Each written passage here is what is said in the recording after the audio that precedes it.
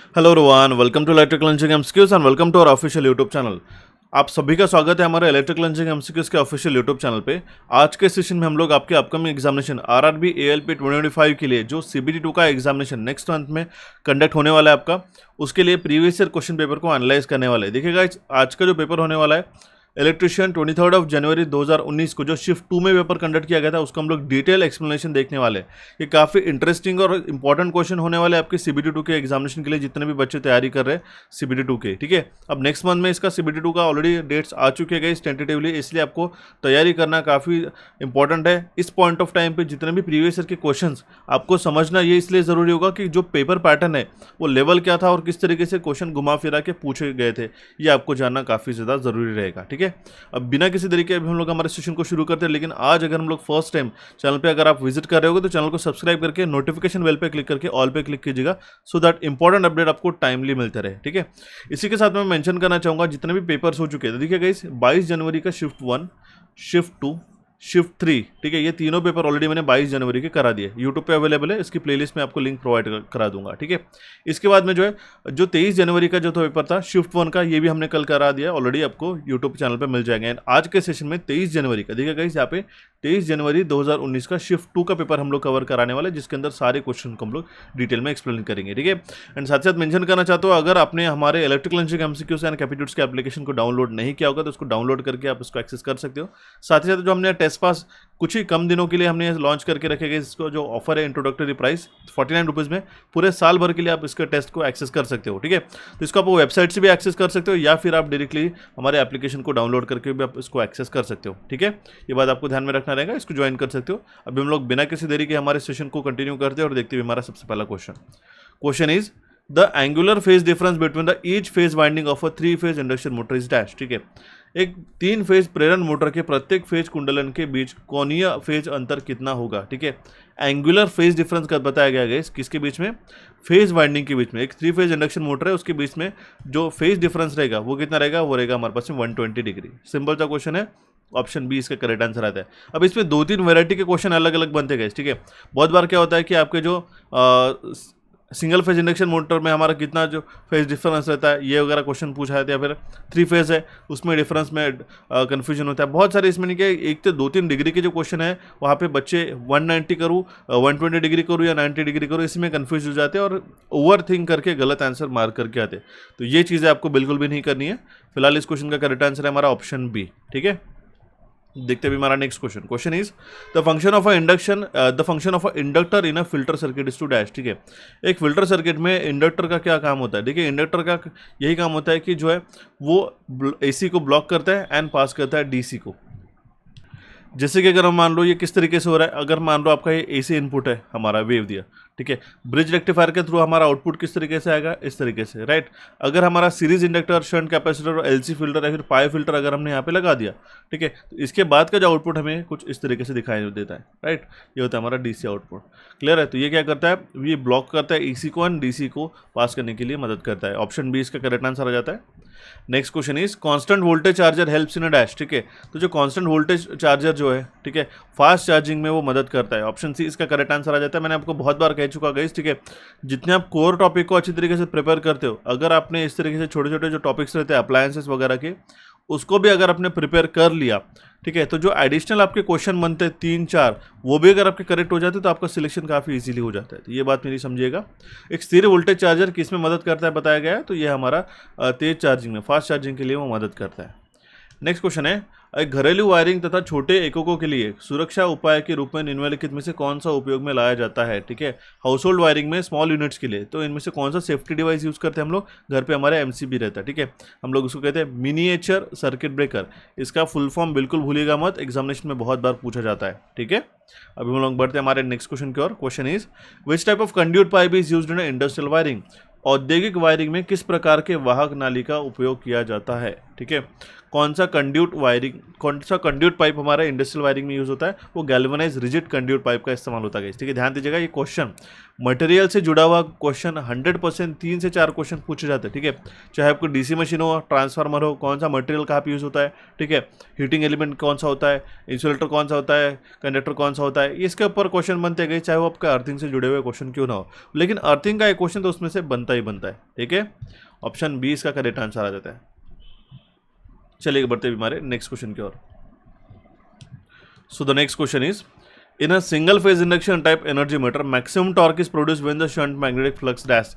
काफी important question है, note down करके चलिएगा, इस साल भी आपको पूछा जा सकता है। ठीक है, एकल चरण प्रेरण प्रकार के ऊर्जा मीटर में अधिकतम बला घूर्णन तब उत्पन्न होता है तब जब शंट चुंबकीय फ्लक्स डैश होता है। ठीक है, मैक्सिमम टॉर्क कब हमें देखने को मिलेगा, ठीक है, जब शंट मैग्नेटिक फ्लक्स क्या होगा, ठीक है, जब शंट मैग्नेटिक फ्लक्स जो है लैग करेगा सप्लाई वोल्टेज को बाय 90 डिग्री से, 90 डिग्री से आपूर्ति वोल्टेज को पश्चिमगामी है जब रहेगा, तब जाके हमारा मैक्सिमम टॉर्क जो रहेगा हमें देखने को मिल सकता है single phase induction type energy metre में। इस केस में आपके कॉन्सेप्ट काफ़ी ज़्यादा इंपॉर्टेंट और मायने रखते हैं आपको इस सारे क्वेश्चन को आंसर करने के लिए। ठीक है, ये सारे इंपॉर्टेंट क्वेश्चन होते हैं और यही क्वेश्चन आपको सिलेक्शन दिलाते गए, ध्यान दीजिएगा, नोट डाउन करके चलेगा। Next question is, in which of the following connection do we have a common neutral point. इनमें से कौन से कनेक्शन में हमें कॉमन न्यूट्रल पॉइंट देखने को मिलता है। ठीक है, तो वो है हमारा स्टार, ऑप्शन डी इसका करेक्ट आंसर आता है। स्टार कनेक्शन किस तरीके से फॉर्म होता है, इस तरीके से, आई बात समझ में। ठीक है, ये होता है न्यूट्रल आर वाई बी, अगर ये तीनों फेजेस हो गए तो इस केस में हमारा ये फोर्थ पॉइंट जो है, ठीक है, हमारा न्यूट्रल पॉइंट रहता है। ओके, कॉमन पॉइंट ये रहेगा हमारा स्टार कनेक्शन में, सिंपल है। नेक्स्ट क्वेश्चन है हमारे पास आ जाता है, विच of the following can not be measured by multimeter. Multimeter के द्वारा हम लोग इनमें से कौन सी क्वांटिटी मेजर नहीं की जा सकती, निम्नलिखित में से मल्टीमीटर का प्रयोग करके मापा नहीं जा सकता। ठीक है, तो फ्रीक्वेंसी हम लोग नाप नहीं सकते।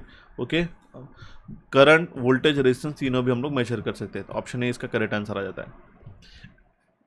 Next question is, a steel poles are painted to prevent them. ठीक है, स्टील खंभों को उन्हें डैश से बचाने के लिए पेंट किया जाता है। सिंपल है गैस। ठीक है, जो करोजन होता है, ठीक है, शरण, ठीक है, करोजन उसके ऊपर लग जाता है, उसको अवॉइड करने के लिए उसको पेंट किया जाता है। ठीक है, एटलीस्ट वो जितना भी ज़मीन के अंदर रहता है उससे लेके वहाँ तक सर्टन डिस्टेंस तक के उसको एटलीस्ट पेंट किया जाता है। ओके, ऑप्शन ए इसका करेक्ट आंसर आ जाता है। ठीक है, टर्माइट्स तो ये लकड़े में लगता है गैस, ठीक है, दीमक जो है लकड़े में लगती है, लेकिन स्टील पोल्स को जो है करोजन से अवॉइड करने के लिए पेंट किया जाता है।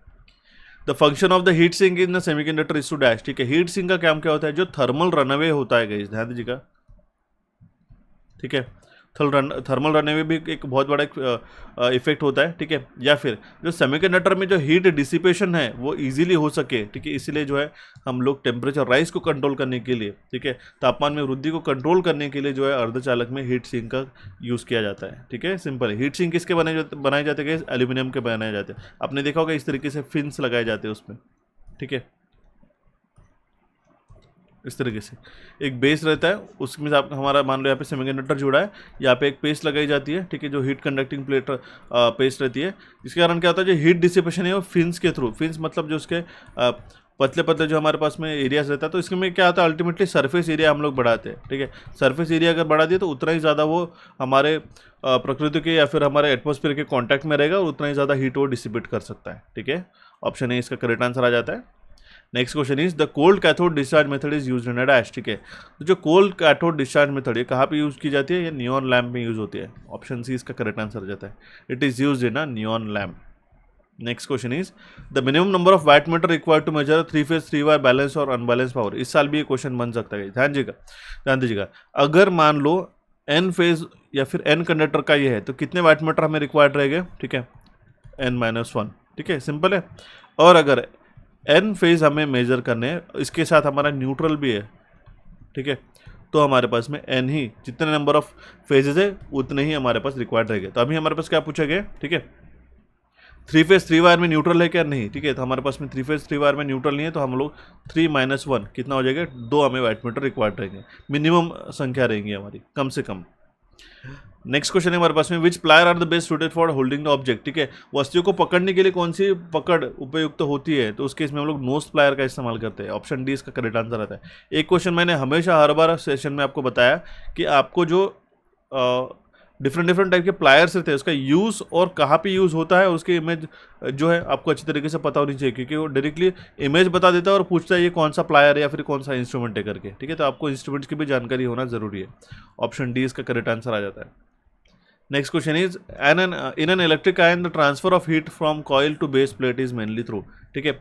इलेक्ट्रिक आयन में जो ट्रांसफर होता है हीट का from coil to base plate, ये किसके थ्रू होता है? It is to the conduction, ठीक है, चालन के कारण होता है। मैंने आपको कल ही सेशन में बताया था कि ये क्वेश्चन रिपीट हो सकता है करके। कंडक्शन, कन्वेक्शन एंड रेडिएशन, ठीक है, ये आपको तीनों भी चीज़ें पता होना ज़रूरी है, टर्मिनोलॉजीज होती है बेसिक से। Next question is the three phase alternator there are 3 winding place dash degree apart, ठीक है। थ्री फेज अल्टरनेटर में तीनों भी जो हमारे वाइंडिंग्स रहते हैं वो कितने डिग्री प्लेस रहती है एक दूसरे से? वो रहती है 120 डिग्री। सेम कॉन्सेप्ट के ऊपर 2 क्वेश्चन पूछे गए, इसके पहले का भी क्वेश्चन सेम ही पूछा गया था, ठीक है। Next question is which among the following is a current control device. अब देखिए current control, voltage control device दोनों भी आपको पता होना जरूरी है। वोल्टेज कंट्रोल में क्या होता है? IGBT आता है, ठीक है। हमारा मॉसफेट होता है, field control, field effect transistor होता है, लेकिन करंट कंट्रोल में आता है BJT, ओके। ऑप्शन बी इसका करेक्ट आंसर आ जाता है। Next question is the buck converter is use to, ठीक है, buck and boost converter. Boost मतलब बढ़ाना, बक मतलब कर देना, कम कर देना, ठीक है। तो स्टेप डाउन वोल्टेज के लिए यूज होता है, ठीक है। वोल्टेज कम करने के लिए एक बक परिवर्तक का उपयोग किया जाता है, ठीक है। ऑप्शन बी इसका करेक्ट आंसर है। इसके साथ में चॉपर क्या करता है मुझे बताइएगा, तो कमेंट बॉक्स में कमेंट करके चॉपर का क्या काम होता है, क्या वो AC टू DC करता है, फिर DC टू AC करता है, या फिर और क्या करता है मुझे बताइएगा, ठीक है। एंड अगर आपको सेशन पसंद आ रहा है तो चैनल को सब्सक्राइब करके सेशन को लाइक ज़रूर कीजिएगा, क्योंकि आपके काफ़ी अच्छी तरीके से रिस्पॉन्स हमें दिखाई दे रहा है पिछले कुछ दिनों में। और इसी के साथ आपको कोई भी और रिक्वायरमेंट आती है तो कमेंट बॉक्स के माध्यम से कमेंट करके पूछ सकते हो। चलिए देखते भी हमारा next question. In a motor generator set the type of AC motor is use dash, ठीक है। मोटर MG सेट में, मोटर जनरेटर सेट में जो AC मोटर का प्रयोग किया जाता है वो कौन सी मोटर रहती है? वो रहती है सिंक्रोनस मोटर। ऑप्शन डी इसका करेक्ट आंसर आता है, ठीक है, इंपॉर्टेंट है। मोटर जनरेटर सेट में सिंक्रोनस मोटर यूज की जाती है to convert the voltage, phase, frequency of power, ठीक है। और मोटर जनरेटर सेट जो है हम लोग जैसे कि आइसोलेशन करने के लिए यूज किया जाता है इलेक्ट्रिकल लोड में, ठीक है, from the supply line. Option D इसका करेक्ट आंसर आ जाता है। Next question is a 60 microampere meter has a resistance of 100 ohm. If the meter has to measure 100 milliampere, then if the value of current through the shunt is, ठीक है। मैंने आपको कल ही बताया था शंट का क्या काम होता है, ठीक है। एक मान लो यहाँ पे एमीटर है, देखिएगा, इसके पैरेलल में लो वैल्यू ऑफ रेजिस्टेंस हम लोग कनेक्ट करते हैं, ठीक है। अब यही सेम क्वेश्चन आपको पूछा गया था, एक तो आपको थ्योरी के थ्रू पूछा गया था या फिर एक तो न्यूमेरिकल के थ्रू। एक 60 माइक्रो एम्पियर का मीटर है जिसका जो खुद का रेजिस्टेंस है 100 ओम्स का है, ठीक है, ओके, प्रतिरोध होता है। एंड अगर उस मीटर को 100 मिली एम्पियर नापना है तो आपको शंट के माध्यम से कितना हमें रेजिस्टेंस यहाँ पे जोड़ना पड़ेगा, ठीक है। यहाँ पे if the meter has to measure 100 milli ampere then the value of current through the shunt, that means अभी यहाँ पे शंट का वैल्यू नहीं, यहाँ पे करंट पूछा गया है शंट के थ्रू, ठीक है। तो जो RSH का वैल्यू क्या रहता है शंट का, ये इसका फॉर्मूला ध्यान रखिएगा, metre resistance divided by multiplying factor रहता है ये हमारा, ठीक है, -1, ओके। तो ये मल्टीप्लाइंग फैक्टर का भी रेशियो क्या होता है गाइस, ठीक है, ये होता है present value divide by existing value, ठीक है, अभी की वैल्यू डिवाइड बाय पुरानी वाली वैल्यू, ठीक है। तो इस केस में हम लोग m का वैल्यू निकाल सकते हैं। m का वैल्यू कितना हो जाएगा हमारे पास में, अभी प्रेजेंट वैल्यू कितना है हमारे पास में, 100 नापना है, ठीक है। तो 100 × 10⁻³ हो जाएगा, ठीक है। एंड प्रीवियस एग्जिस्टिंग क्या थी हमारी, वो थी हमारे पास में 60, ठीक है, 60 × 10⁻³ तो इसका वैल्यू कितना आ जाएगा 166.67 इस तरीके से, ठीक है। ये आ जाता है हमारे पास मल्टीप्लाइंग फैक्टर, ओके। इसको हमें यहाँ पे RSH में वैल्यू सब्स्टिट्यूट करना पड़ेगा, तो देन RSH का वैल्यू क्या आ जाएगा, ठीक है। मैं आपको डायरेक्टली सॉल्व करके बता रहा हूँ, आपको बेसिक सॉल्व कर सकते हो गाइस, ध्यान दीजिएगा, ठीक है। 166.67 - 1,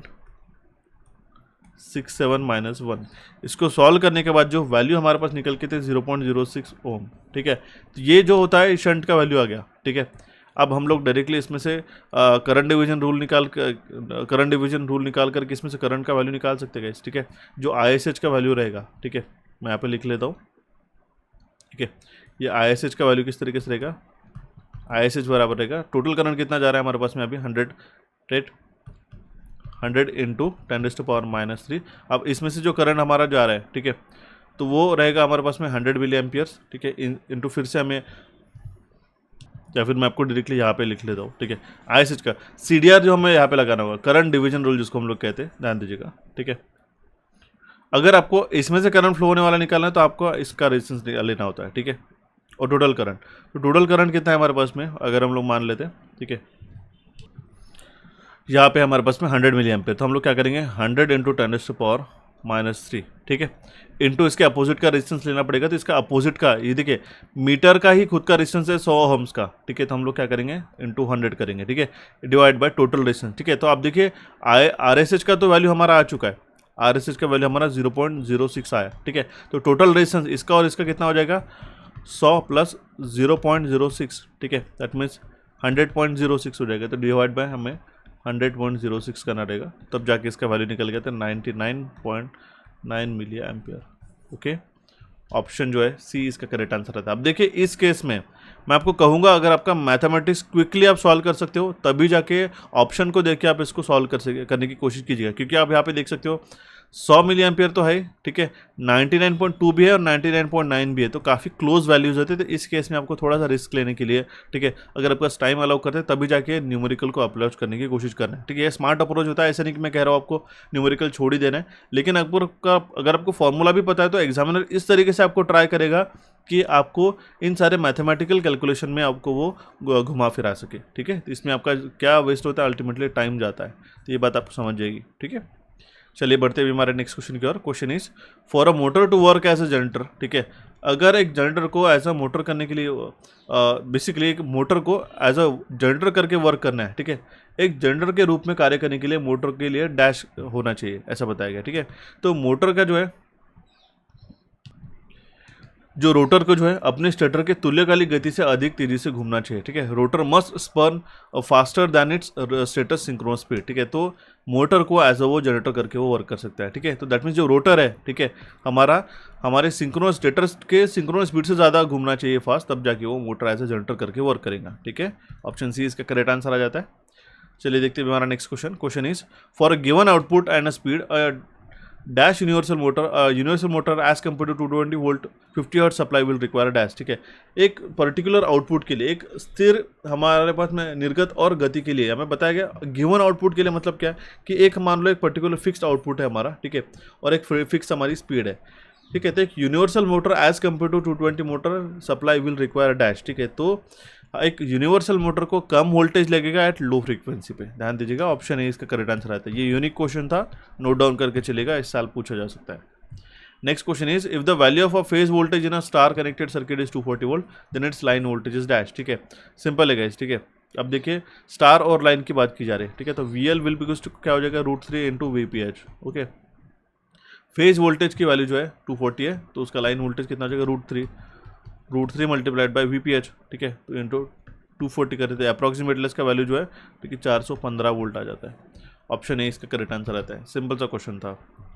next question is L series MCBs can be used effectively in a dash, ठीक है। तो L सीरीज MCBs जो है हम लोग हीटिंग एंड लाइटिंग सर्किट में इसका इस्तेमाल कर सकते हैं। देखिए एक तो L सीरीज MCBs रहती है, G सीरीज MCB रहती है, ठीक है, इंडक्टिव लोड्स के लिए, ठीक है, जैसे हैंड टूल हो गया, हैलोजन लैंप्स वगैरह हो गया, ठीक है, एंड DC सीरीज MCBs रहती है। तो ये आपको अलग अलग यूज़ केस पता होना चाहिए, ये आपके ट्रेड थ्योरी में इलेक्ट्रिशियन के इसमें पूछा जाता है ये। Next question is current is measured using ammeter, simple है, करंट एमीटर को एमीटर के थ्रू हम लोग मेजर कर सकते हैं। मेजर के थ्रू क्या होता है, इंसुलेशन रेजिस्टेंस मेगा ओम में हम लोग मेजर करते हैं। Next question is DC series motor is best suitable for, ठीक है। तो ये हम लोग जो है क्रेन्स के लिए इसका इस्तेमाल करते हैं, डीसी सीरीज मोटर का हम लोग कर सकते हैं, ठीक है, क्योंकि क्या होता है इसके अंदर जो इसकी कैरेक्टरिस्टिक्स होती है high speed low torque and low torque high torque low speed, इस तरीके से ये कैरेक्टरिस्टिक्स के कारण ही हम लोग उसको काफ़ी अच्छी तरीके से यूज़ कर सकते हैं ट्रैक्शन वगैरह पर्पजेस में, ओके। ऑप्शन ए इसका करेक्ट आंसर आ जाता है। Next question is the intersheath grading in the cable are use to, ठीक है। तो जो इंटरशीथ ग्रेडिंग करते हैं हम लोग केबल में, ठीक है, अंतर आवरण ग्रेडिंग का क्या काम होता है, तो इसके कारण जो है हम लोग प्रॉपर स्ट्रेस डिस्ट्रीब्यूशन जो है, ठीक है, हम लोग कर सकते हैं हमारे केबल के अंदर। ऑप्शन सी इस क्वेश्चन का करेक्ट आंसर आ जाता है गाइस। नेक्स्ट क्वेश्चन इज ऐसा यूनिट क्या है इलेक्ट्रिकल पावर का, ठीक है, वो है हमारा किलोवाट। ऑप्शन बी इसका करेक्ट आंसर आ जाता है। सिंपल सा क्वेश्चन है, ठीक है, इलेक्ट्रिकल पावर की बात कर रहे हैं, ठीक है। What does the voltmeter measure, voltmeter जो है वोल्टेज मेजर करने का काम करता है। काफ़ी सिंपल सा क्वेश्चन था। Radix 2 is use for representing dash, ठीक है। रेडिक्स 2 किसके लिए रिप्रेजेंट करने के लिए यूज होता है? बाइनरी नंबर्स के लिए। मैंने आपको कहा था डेसिमल नंबर का बेस रहता है 10, बाइनरी का रहता है 2, ऑक्टल का रहता है 8 और हेक्साडेसिमल का रहता है 16, ठीक है, सिंपल है। एक साइनोसॉइडल अल्टरनेटिंग वोल्टेज है 50 हर्ट जिसका आरएमएस वैल्यू है 200 वोल्ट का, तो हमें मैक्सिमम वैल्यू और वेवलेंथ निकालनी है, ठीक है। सिंपल है गाइस, ठीक है। वीएम का वैल्यू कितना रहेगा? √2 गुना VRMS, ठीक है। तो √2 मल्टीप्लाइड बाय VRMS का वैल्यू कितना है? 200, ठीक है। इसका हम लोग वैल्यू निकाल लेते तो हमारा जाएगा 282.2 वोल्ट, ठीक है। तो ऑप्शन में हमारे पास 282 वोल्ट ऑप्शन सी में गिवन, तो इसका डायरेक्टली आंसर मार्क कर सकते हैं। लेकिन मैं आपको एंगुलर फ्रीक्वेंसी की बात कर रहा हूँ, ठीक है। ओमेगा का वैल्यू कितना रहेगा? 2πf, ठीक है।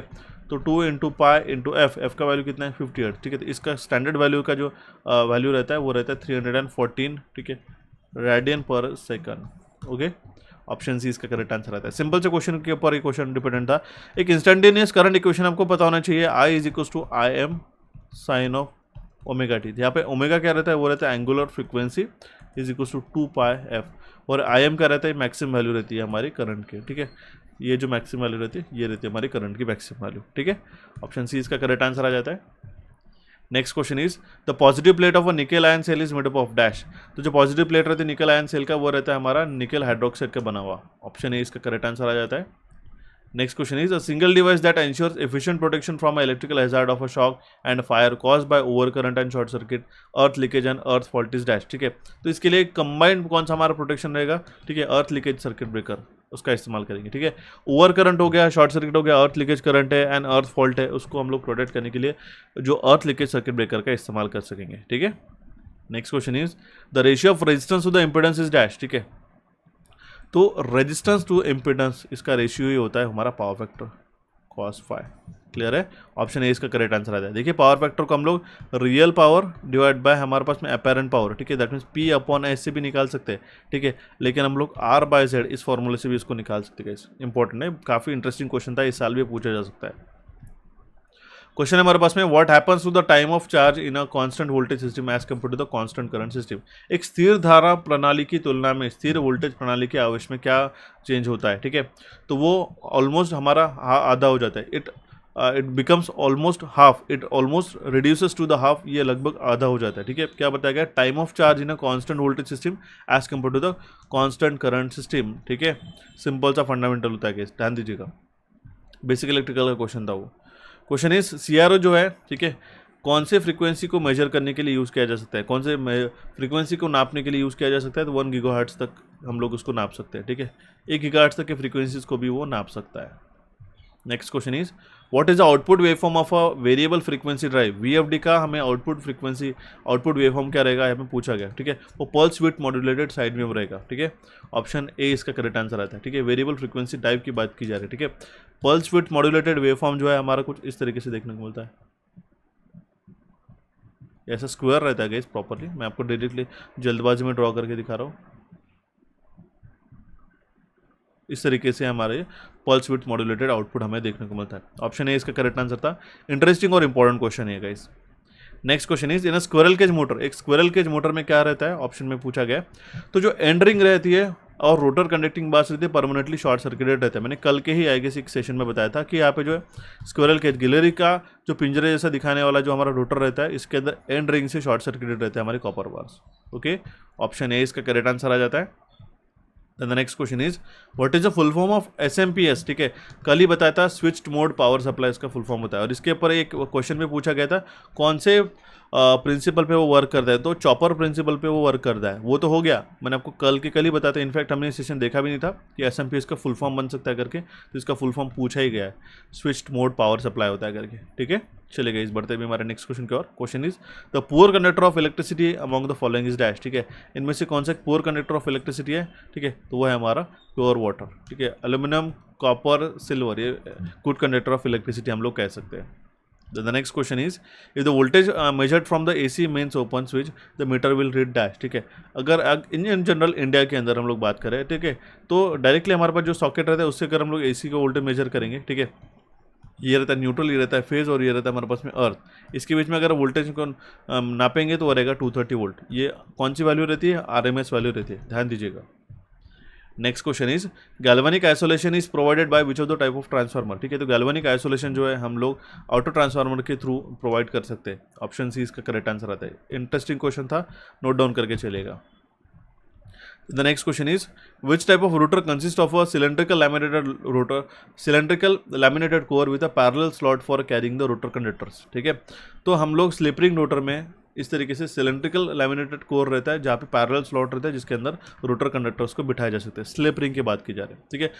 स्लिप रिंग में क्या होता है, हमारे पास इस तरीके से स्लॉट्स रहते हैं। आपने इसका इमेज देख लीजिएगा, इसके अंदर वाइंडिंग्स फिक्स करते हैं, ठीक है। एक बार ज़रूर सेशन के बाद देखिएगा what is slip ring rotor, और उसमें लैमिनेटेड कोर और स्लॉट्स वो भी देख लीजिएगा, ठीक है। मैं आपको ये ज़रूर कहूँगा कि आपको 100% ये पता होगा।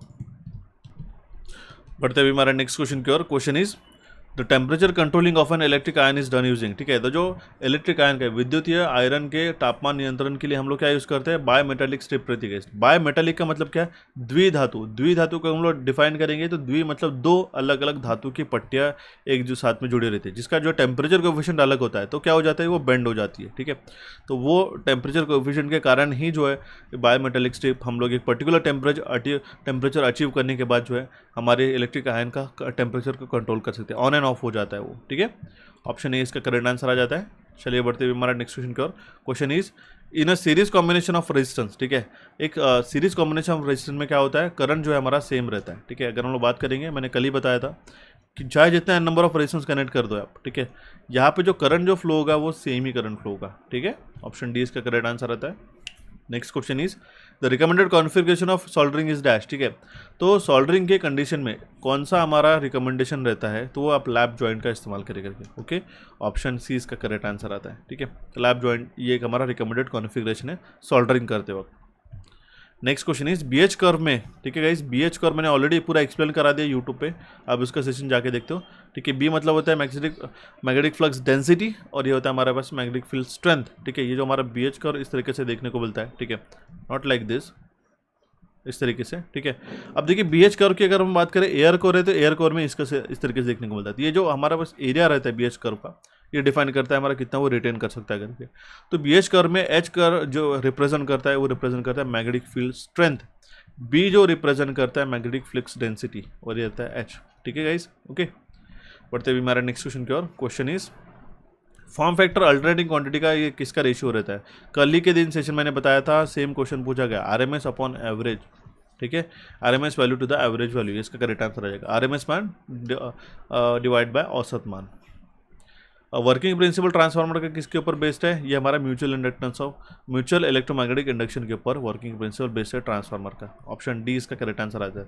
सिंपल सा क्वेश्चन है गाइस, परस्पर विद्युत चुंबकीय प्रेरण के ऊपर इसका वर्किंग प्रिंसिपल बेस्ड है, ओके।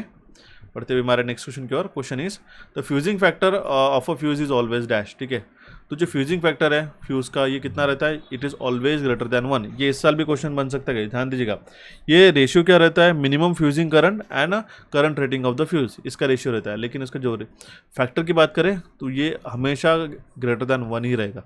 ये बहुत बार एग्जामिनेशन में इस साल भी पूछा गया था, 2025 में भी, ठीक है। तो इसको नोट डाउन करके चलेगा, ऑप्शन ए इसका करेक्ट आंसर आ जाता है। The next question is the temperature control in a bridge measurement is required because a difference in a temperature will cause a difference in dash, ठीक है। तो temperature control जो रहता है ब्रिज मेजरमेंट में वो रिक्वायर्ड रहता है, क्यों, क्योंकि जो डिफरेंस रहता है टेम्परेचर में वो हमारा रेजिस्टेंस के कारण एक डिफरेंस क्रिएट कर सकता है, ठीक है।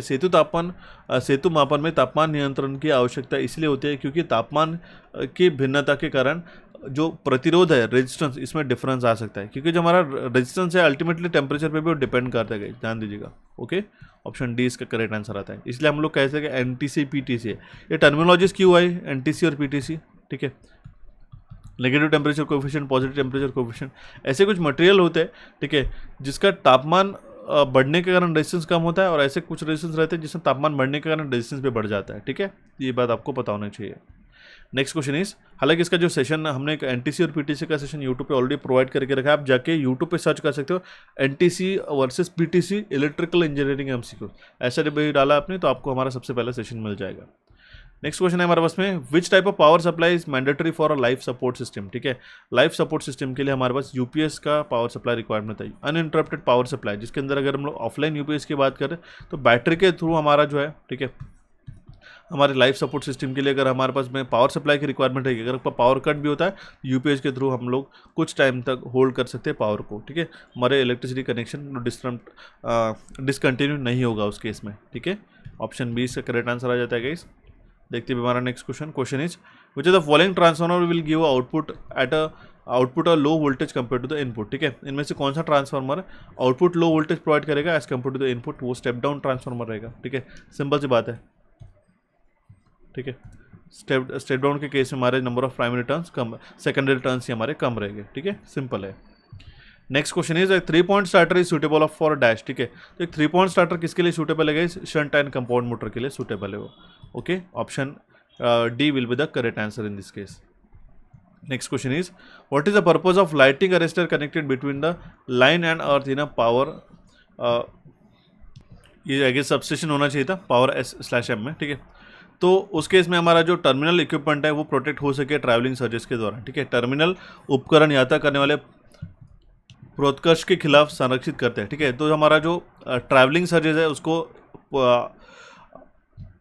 हमारे टर्मिनल इक्विपमेंट को खराब ना करके देने के लिए, दैट मीन्स क्या होता है कि टर्मिनल इक्विपमेंट को प्रोटेक्ट करने के लिए अगेंस्ट द ट्रैवलिंग सर्जेस वो हमारा जो है लाइटिंग अरेस्टर का इस्तेमाल किया जाता है। अब देखिए अल्टीमेटली क्या है, छोटा सा कॉन्सेप्ट है lighting arrester between the line and earth क्यों कनेक्टेड रहता है, ठीक है। तो ये सिंपल पूछा गया, ओके। इस तरीके से आपको जो है सिर्फ लैंग्वेज में घुमाया जा सकता है अल्टीमेटली, बाकी तो आपको क्वेश्चन फंडामेंटल से पूछा जाता है, ठीक है। नेक्स्ट क्वेश्चन है which type of joint that can be used in overhead lines to tap electrical energy from a service connection, ये भी क्वेश्चन इस साल पूछा जा सकता है, ठीक है। तो उस केस में हम लोग जो है टी जॉइंट का इस्तेमाल करते हैं, ठीक है। टी जॉइंट में क्या होता है, ठीक है, अगर ये इस तरीके से है तो हम लोग जो टैपिंग करने के लिए इसका इस्तेमाल कर सकते हैं, राइट। तो एक सेवा संयोजन के लिए विद्युत ऊर्जा को टैप करने के लिए ओवरहेड लाइनों में उपयोग किया जाने वाला जोड़ कौन सा है, तो वो है हमारा टी जॉइंट। इंपॉर्टेंट क्वेश्चन है, सी इसका करेक्ट आंसर आ जाएगा ऑप्शन सी, ठीक है। मैंने आपको टाइप्स ऑफ जॉइंट एक सेशन में ऑलरेडी एक्सप्लेन करा दिया, अगर आपको लिंक चाहिए होगी तो मैं आपको प्रोवाइड करा दूंगा, कमेंट बॉक्स में जरूर पूछेगा। Next question is the flux per unit area is called as, ठीक है। The flux per unit area को हम लोग कहते हैं मैग्नेटिक फ्लक्स डेंसिटी, ठीक है। B is equal to φ/A, ठीक है। क्लियर है गाइस। तो फ्लक्स क्या होता है हमारे पास में, जिसको हम लोग रिप्रेजेंट करते हैं फाई से, बी हम लोग रिप्रेजेंट करते हैं टेस्ला में, ओके। ऑप्शन डी इसका करेक्ट आंसर आ जाता है। Next question is the speed of induction motor decreases with increase in dash, ठीक है। जो इंडक्शन मोटर की स्पीड है किसके साथ डिक्रीज होने से वो बढ़ जाती है, ठीक है। तो वो होती है हमारे लोड के साथ, ठीक है। तो स्पीड है इंडक्शन मोटर की, अगर लोड बढ़ जाता है तो उसकी स्पीड भी डिक्रीज हो जाएगी, ओके। सिंपल सा क्वेश्चन है। Next question is binary equivalent पूछा गया है डेसिमल नंबर 5 का, ठीक है।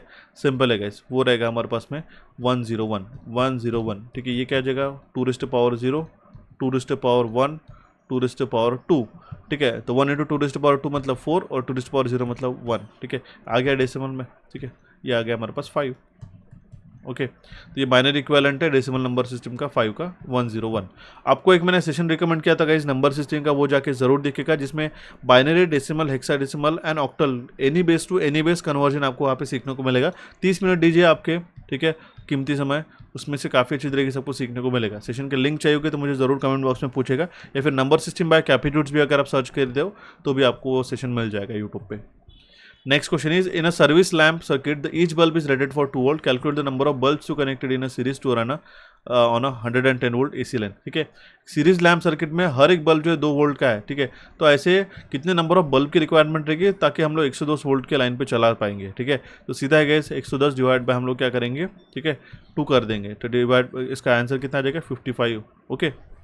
55 बल्ब्स की रिक्वायरमेंट रहेगी, ऑप्शन बी इसका करेक्ट आंसर आ जाता है, ठीक है। सिंपल सा क्वेश्चन था।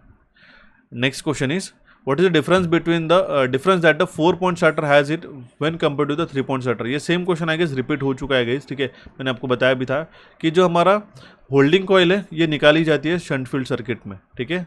यही इसका 3-point स्टार्टर और 4-point स्टार्टर का बेसिक एक डिफरेंस रहता है, ठीक है। अब देखिए डिफरेंस के माध्यम से भी आपको क्वेश्चन बन सकते हैं गाइस, तो आपको फंडामेंटल चीज़ें पता होना जरूरी है, इंपॉर्टेंट है, okay. Next question is what happens to the lead acids electrolyte specific gravity while charging, ठीक है। लीड एसिड्स के इलेक्ट्रोलाइट को lead acids electrolyte specific gravity को क्या होता है चार्जिंग करते वक्त, ठीक है। तो वो जो है हमारी इंक्रीज हो जाती है, ओके। ऑप्शन ए इसका करेक्ट आंसर आ जाता है। ठीक है, अब देखिए बैटरी एंड सेल से जुड़े 2 से 3 क्वेश्चन आप एक्सपेक्ट कर सकते हो, मिनिमम 2 क्वेश्चन तो आपको आ ही जाएंगे। एक पूरा का पूरा डिटेल सेशन में ऑलरेडी एक्सप्लेन करा दिया, जरूर जाके देखिएगा, अच्छी तरीके से आपको फायदा हो जाएगा इसमें। ठीक है, नेक्स्ट क्वेश्चन है हमारे पास में, which part of a DC machine requires a frequent maintenance. DC machine के कौन से हिस्से को अक्सर रखभाल की आवश्यकता होती है। ठीक है, तो वो है ब्रश और कम्यूटेटर, क्योंकि सबसे ज़्यादा जो है रनिंग और सबसे ज़्यादा जो घर्षण जो है ब्रश और कम्यूटेटर का ही होता है, इसलिए सबसे ज़्यादा फ्रीक्वेंट मेंटेनेंस भी उसी का रहता है। ओके, नेक्स्ट क्वेश्चन है, which one of the following is not a type of mass soldering technique. ठीक है, तो एक मास सोल्डरिंग टेक्निक का कौन सा एक प्रकार नहीं है, तो आयन सोल्डरिंग है। डिप सोल्डरिंग हो गया, वेव सोल्डरिंग हो गया, ड्रैग सोल्डरिंग इसमें आ सकती है। ठीक है, लेकिन आयन सोल्डरिंग का हम लोग जनरली यूज़ नहीं करते। मास स्केल पे बात किया गया। ठीक है, व्यापारिक की बात की जा रही है, तो हम लोग एक सोल्डरिंग आयन से नहीं करते। जो डिप सोल्डरिंग जनरली पीसीबीज को बनाने के लिए यूज़ होता है, ऐसा नहीं कि हर एक पॉइंट को आप इंडिविजुअली कर रहे हो, तो डायरेक्टली डिप करके पूरे के पूरे पीसीबी को सोल्डर किया जाता है, एक बार कंपोनेंट उसके अंदर ऐड कर दिए तो। ठीक है, ऑप्शन ए इसका करेक्ट आंसर आ जाता है। Next question is, the secondary winding is always kept close in which of the following type of transformer. ठीक है, तो सीटी में क्या होता है, जो हमारा सेकेंडरी वाइंडिंग है हमेशा क्लोज रहता है। ठीक है, option B will be the correct answer in this case. Next question is, the domestic customer are provided with a single phase supply voltage of dash. ठीक है, तो जो घरेलू ग्राहकों को एक डैश एकल फेज आपूर्ति वोल्टेज प्रदान किया जाता है, तो वो है हमारा 230 वोल्ट। सेम कॉन्सेप्ट के ऊपर 2 से 3 क्वेश्चन रिपीट हो चुके हैं अभी तक। Next question is, what will be the value of displayed an ampere hour meter that shown in the below circuit. ठीक है, तो सिंपल है गाइस, जहाँ पे टोटल रेजिस्टेंस कितने हैं, 20 ओम के रेजिस्टेंस है। ठीक है, 50 डिवाइड बाय 20 अगर हम लोग करेंगे तो 2.5 एम्पियर का इसमें से करंट बताएगा, 2.5 ampere as per the ohm's law, क्योंकि सीरीज सर्किट है सिंपल के सिंपल में। ऑप्शन ए इसका करेक्ट आंसर आ जाता है। ये सारे क्वेश्चन सेल्फ एक्सप्लेनेटरी है, मतलब आप खुद भी इसको सॉल्व कर सकते हो, लेकिन कुछ कुछ क्वेश्चन जो है काफ़ी इंपॉर्टेंट है, इस साल बन सकते हैं, इसलिए मैं आपको ये सारी सीरीज प्रोवाइड करा रहा हूँ। अगर आप चाहते हो कि नेक्स्ट पेपर भी आपको जल्दी से जल्दी प्रोवाइड करा दूँ, तो ज़रूर मुझे कमेंट बॉक्स में कमेंट कीजिएगा, और ज़्यादा से ज़्यादा सेशन को लाइक करना होगा। जितनी ज़्यादा लाइक और सब्सक्रिप्शन आपका रहेगा, उतना ही जल्दी मैं आपको सेशन प्रोवाइड करा दूँगा। ठीक है, क्वेश्चन नंबर बस में, one of the reason for the low speed of a ceiling fan can be due to. ठीक है, जो हमारी सीलिंग फैन की स्पीड कम होने का एक कारण क्या हो सकता है, कि हमारा कैपेसिटर जो है वो फॉल्टी हो चुका है। ठीक है, आपने देखा होगा बहुत बार हम लोग कैपेसिटर चेंज करते हैं सीलिंग फैन के ऊपर का। ठीक है, अगर हमारी लो स्पीड का हमें कारण दिखाई देता है तो। ठीक है, ऑप्शन डी का करेक्ट आंसर आ जाता है। Next question is, Ward Leonard control is basically a dash. ठीक है, तो एक वार्ड लेवनार्ड कंट्रोल जो है एक हमारी वोल्टेज कंट्रोल मेथड है। सेम क्वेश्चन इसके पहले भी क्वेश्चन पूछा गया था इसके सेम शिफ्ट में। ओके, एम्पायर टेप किसके लिए किसकी बनाई जाती है, ऐसा क्वेश्चन में पूछा गया। ठीक है, एम्पायर टेप जो है ये वार्निश कैम्ब्रिक की बनाई जाती है। ऑप्शन डी इसका करेक्ट आंसर आ जाता है। ठीक है, मैंने आपको बताया था मटेरियल के ऊपर क्वेश्चन बन सकते हैं, जिसके अंदर इंसुलेटर्स के ऊपर बहुत सारे क्वेश्चन एग्जामिनेशन में पूछे गए। ठीक है, तो the next question is, when the earth fault अकर, जब भी अर्थ फॉल्ट अकर होता है तो क्या होता है, तो जो वोल्टेज पोटेंशियल रहता है अर्थ पे, ठीक है, अर्थ मैट में, वो इंक्रीज होता है ड्यू टू द अर्थिंग। जमीन के पट्टे पर वोल्टेज का क्षमता भू संपर्कन के कारण बढ़ जाती है। ठीक है, अर्थ मैट पे हमारा वोल्टेज पोटेंशियल बढ़ जाता है। ठीक है, due to the earthing. Option A इसका करेक्ट आंसर आता है, जब भी हमारा ये अर्थ फॉल्ट होता है तब। Okay, greatest eddy current losses कब होता है, कौन से पार्ट में होता है डीसी मशीन के बताया गया है सबसे ज़्यादा, तो वो होता है हमारे आर्मेचर में। यहाँ पे सबसे ज़्यादा हमारा एडी करंट लॉस हमें देखने को मिलता है। ऑप्शन डी इसका यहाँ पे करेक्ट आंसर आ जाता है। तो the next question is, high speed protection of a DC motor is not provided by. ठीक है, तो जो हाई स्पीड प्रोटेक्शन है डीसी मोटर का, वो किसके द्वारा हम लोग नहीं प्रोवाइड करते, तो by using 4 point starter. Option C इसका करेक्ट आंसर आ जाता है। ठीक है, सिंपल सा क्वेश्चन था गाइस।